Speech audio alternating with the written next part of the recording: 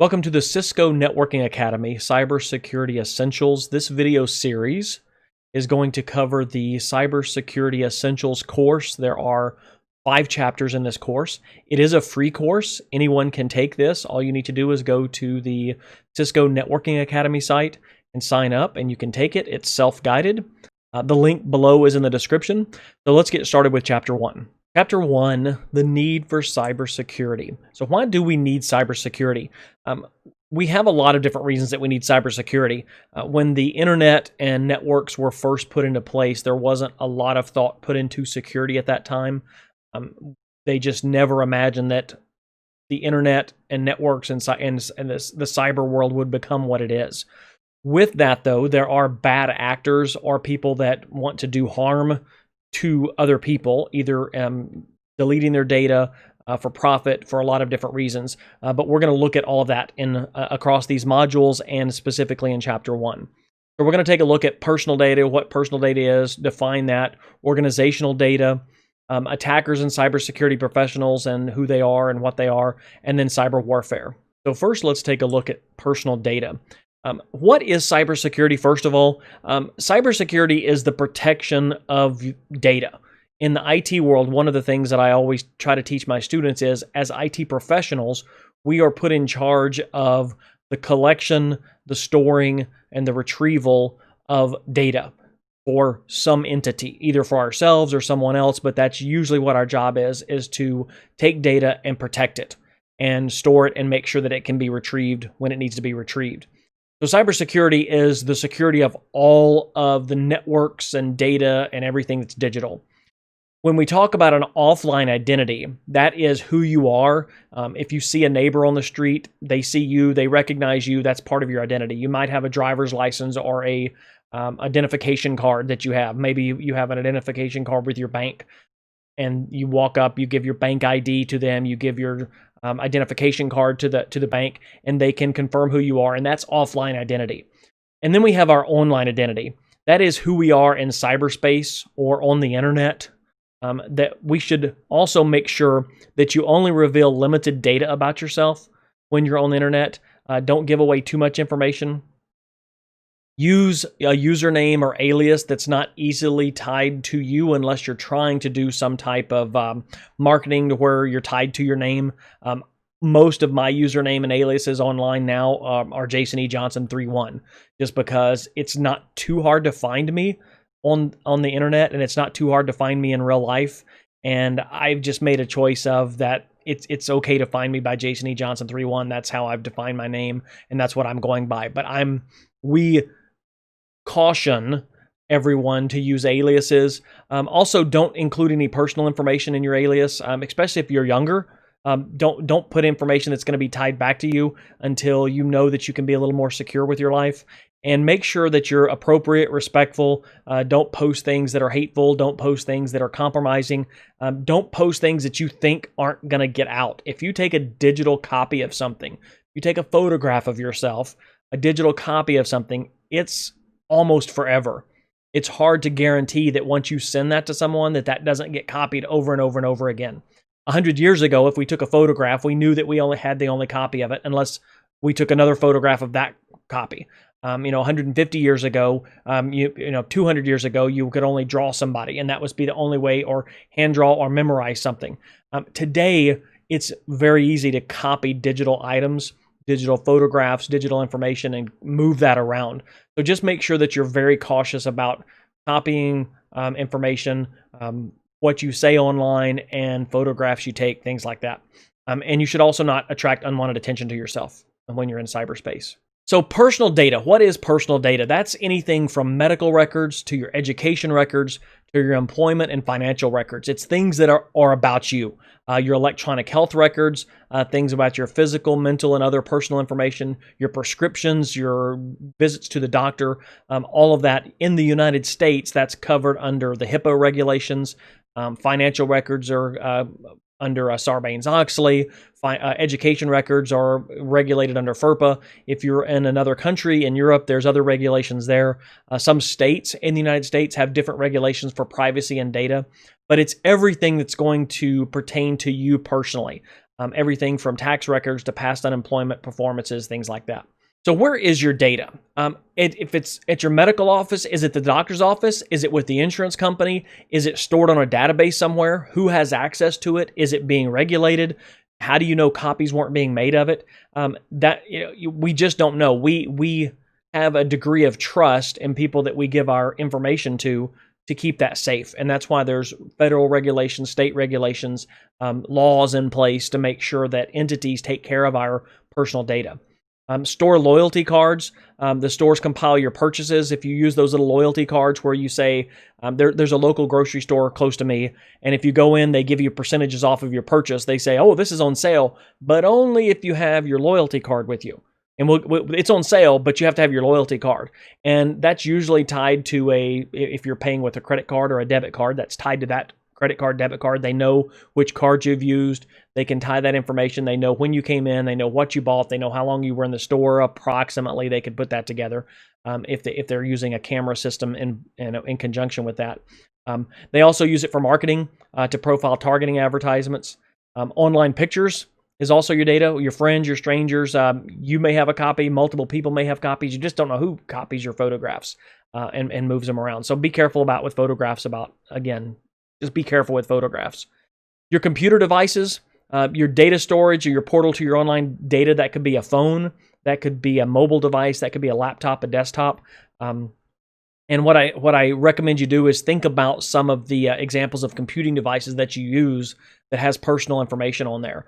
What websites are you going to? Where are you logging in? What passwords are you using? Usernames that you're using? All of that data, depending on which browser you use, depending on which operating system you use, and depending on which site you visit, collects all that data. So personal data as a target. So how do criminals get your money? There's so many different ways this could be a class unto itself on just how people target you to try to take your money or take your funds away from you. Your online credentials, they can pose as you. They can sign up for credit cards. They can apply for loans.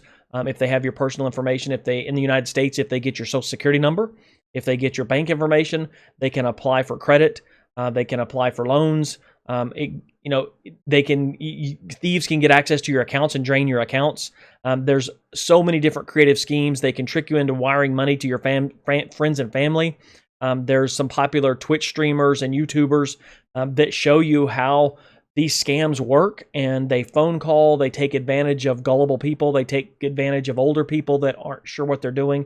They'll call and they'll say they're from Microsoft and we're going to transfer money, and oh, I'm sorry, we transferred too much money. Can you go buy, we need that money back or I'm going to lose my job. Can you go buy some Google Play cards and give us those numbers to pay us back? And then they've stolen money from you.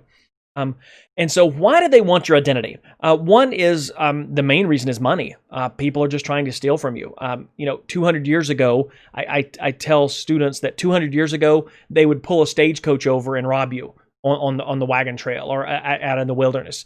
Or they would just come to a bank with guns and rob the bank. Today, they're using digital. When I say they, the bad actors, the people that are stealing. They are robbing with digital. They don't even have to use guns. They don't have to face you. They can do it through digital means. There's long-term profits that they can gain just by draining your bank accounts. You can lose your medical benefits. You can have your benefits wiped out or not be able to get your medical benefits. If somebody fake filed for your Social Security benefits in the United States and you get to retirement and you have wrong information in there, that can mess up your retirement. They can file fake tax returns and get your tax returns sent to them. They can open credit cards. They can obtain loans. There's just so many different ways that they can take. And when I say they, again, the bad actors, they can take your information and take your money. And that's the main reason that they do it. Organizational data. So organizational data, that's traditional. That's your personal. That would be if I was an organization and let's say I'm a medical organization and I'm in charge of keeping my clients' personal information. That would be payroll information, medical information.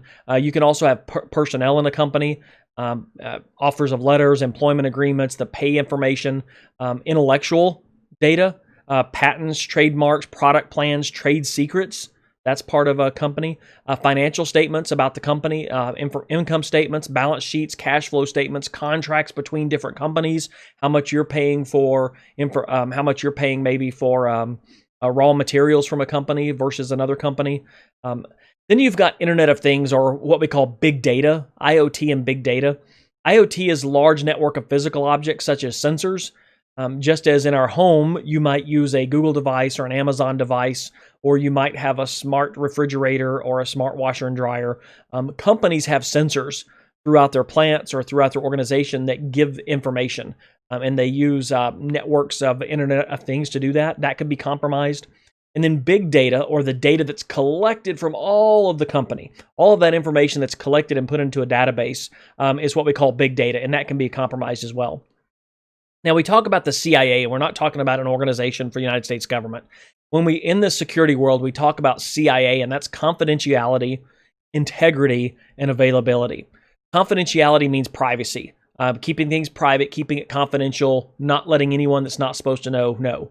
Integrity means that we have accuracy and trustworthiness of the information.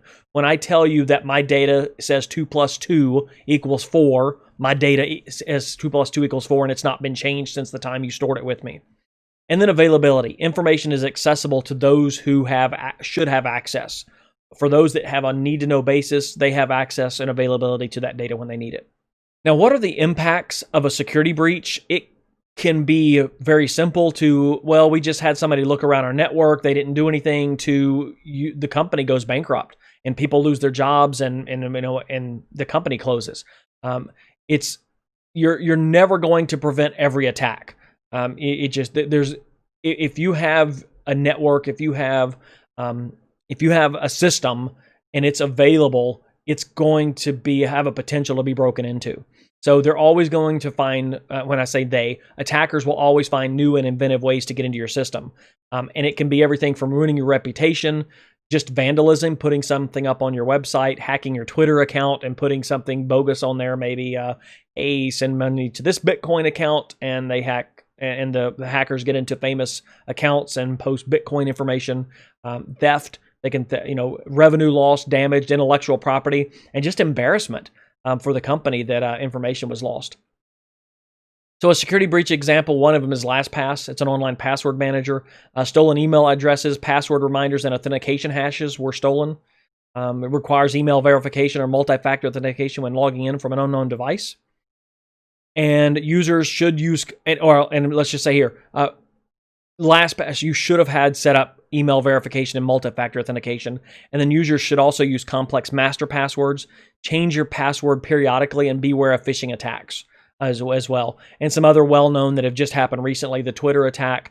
We don't know at the time of this recording, which is August of 2020, we don't know 100% exactly how it all happened, but we know that hackers did get into the Twitter world and they were able to hack accounts.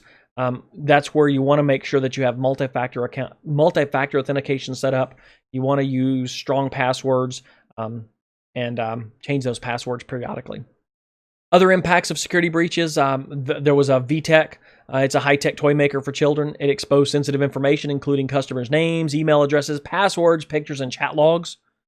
VTech did not safeguard information properly. Hackers, they could steal email accounts, apply for credits, commit crimes using the children's information. Hackers could also take over the parents' online accounts.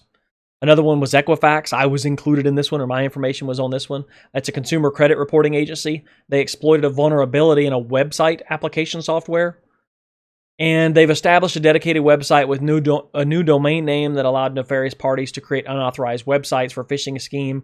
The Veterans Administration in the United States, my name was in that one as well as my social security number, my dates, my DD-214, which was my exit information out of the military. It was all in there. And so my information's been hacked 3 or 4 times in major companies. Equifax was one of them. The Veterans Administration was another one. There was a my medical, I think Blue Cross Blue Shield, I think my information was in theirs when they were hacked. So it's going to happen. That's why, you want to take steps to protect yourself. Multi-factor authentication. Never, ever, ever use the same password across different logins. Always use different passwords, always. And don't use similar passwords. And then make sure that your data is secure. That you've got your credit reporting locked up, and then you just take those steps. So let's take a look at attackers and cybersecurity professionals. So we have two sides of the coin here. We have different types of attackers, or what I like to call is bad actors. One name for them is script kiddies. They have little or no skill. They have basic skills, but they take software that someone else has written and they use that. And that's why we call them script kiddies. They take scripts or software that somebody else has put together. They use existing tools or instructions found online for attacks, and they use those. Not a lot of thought put into it. There's more of the amateur, but it does, just because they're amateurs or they get a name called script kiddies doesn't mean that they cannot cause a lot of havoc and cause a lot of pain and loss of data. Then you have your hacker organization. The hackers break into computers or networks to gain access. There's what we call different categories. We have white hat, gray hat, and black hats. White hats are those that do it with permission. You will do penetration testing or pen testers. You get permission from a site, and you penetrate or try to penetrate that organization to see if you can break into it. And then after you do break in, or if you're not able to break in, but you do an after action report and you try to fix all those leaks and all those holes. So it's someone that's working for the good. Then you've got gray hat. Those compromise systems without permission, but they may be doing it just because, hey, I can do it, and I compromised a system, and then I'm going to send all that information to the company and say, hey, I broke into your system. You might want to fix this. And they don't do anything with it. And then you've got the black hats. Those take advantage of vulnerabilities for illegal personal, financial, or political gain. And they can do it for any number of reasons. They can do it for just because they want to do it. They can do it for financial gain, or they do it to make a political statement. They're just wanting to shut somebody down because they don't agree with them politically, or with their personal political or religious views. And so they hack, and those are in the category of black hat. And then you have organized hackers. Those are cyber criminals that get together. You might call them hacktivists. It could be a terrorist organization, or you can have state-sponsored hackers, state-sponsored actors. Those are ones that have a country. When we say a state-sponsored, that means a country behind them. And I'm not going to name any particular countries here, but we are in cyber warfare, and we'll talk about that in later. But those state-sponsored hackers have government backing to do what they're doing, and they are well-funded, they're well-organized, and they have some really smart people that are doing what they're doing. Let's take a look at internal and external threats. Internal security threats, that can be an employee or a contract partner. That's somebody on the inside. They might mishandle confidential data. That's how I lost my data. Was in the Veterans Administration. An employee was working on a database, and they put a copy of the database information on a laptop, took it home, and the laptop got stolen. And that data that was in that test database was valid information. It was usernames, social security numbers, addresses, phone numbers, date. It had a lot of information in there, and somebody mishandled that confidential data, and it got out into the wild. They can threaten the operations of internal servers or network infrastructure devices. They can shut them down. They can reconfigure them. They can facilitate outside attacks by connecting infected USB media into the corporate computer system. And that's just a note: never, ever, ever pick up a USB drive and stick it into a computer, ever, unless you know for a 100% fact that computer that you're putting that USB drive into is off the network and you don't care about it. There's been penetration testing done at government sites where somebody will drop a USB drive out in the parking lot, and they get picked up and put into systems on the inside. Don't do that. You can accidentally invite malware onto a network through malicious email websites. Those are the phishing attacks. Hey, click here because you won. Hey, click here because your bank account has been compromised and you need to verify your information. You click on it, you go to a malicious website, and they get access to your computer and in your system. They can also cause great damage because of direct access. Now, external security threats, they exploit vulnerabilities in networks or computing devices. They also use social engineering to gain access. And this, if you have to look at the amount of what happens, it's probably more happen because of internal security threats. And then the next level would be social engineering, and then the exploiting of vulnerabilities in network and computing devices, probably in level of happening. So you have your cyber attackers, they try to get inside. Then if they can't get in through internal ways or through social engineering, they will try to find exploits or vulnerabilities. Okay, next up we have cyber warfare. And what is cyber warfare? It's conflict. It's not military where two countries are shooting guns at each other. Back in the 80s and 70s and 80s, I grew up during a time of what they call the Cold War. There was conflicts and people were shooting and dying, but there was no actual open warfare between two large countries at the time. And now those countries are using cyber warfare against each other. One popular one was a Stuxnet malware, and you can go. I invite you to go and look that one up. That one involved the Iranian nuclear plants. Stuxnet affected that. It was designed to damage their enrichment plants. It used modified coding for specialized servers, and it used stolen digital certificates. And there was some, from what I've read, maybe USB drives were involved, where they were able to get USB drives and plug them in internally. The systems were not connected to the networks anywhere. They were all internal, but somehow somebody put bad code into those servers and got the Stuxnet malware on those. So what is the purpose of cyber warfare? It's to gain advantage over your adversaries, really. Nations are competitors against each other. It doesn't necessarily have to be nations. It can also be two companies. I mean, you can have two large companies that stealing information from each other, or one from another. You can sabotage the infrastructure of other nations. You can give attackers the ability to blackmail government personnel for information. Citizens could lose confidence in the government's ability to protect them, so you could destabilize a government by cyber warfare. You can also affect the citizens' faith in the government without ever physically invading a targeted nation. And then again, you can also have companies having cyber warfare against each other. It doesn't necessarily have to be nation against nation. Okay, so this was chapter 1. We looked at personal data. We looked at characteristics and value of personal data. We looked at organizational data, impacts of security breaches, what are the motivations of attackers, the ethical issues facing a cybersecurity professional, and explaining the characteristics and the purpose of cyber warfare. I hope this information was helpful for you, and be safe and be excellent to each other.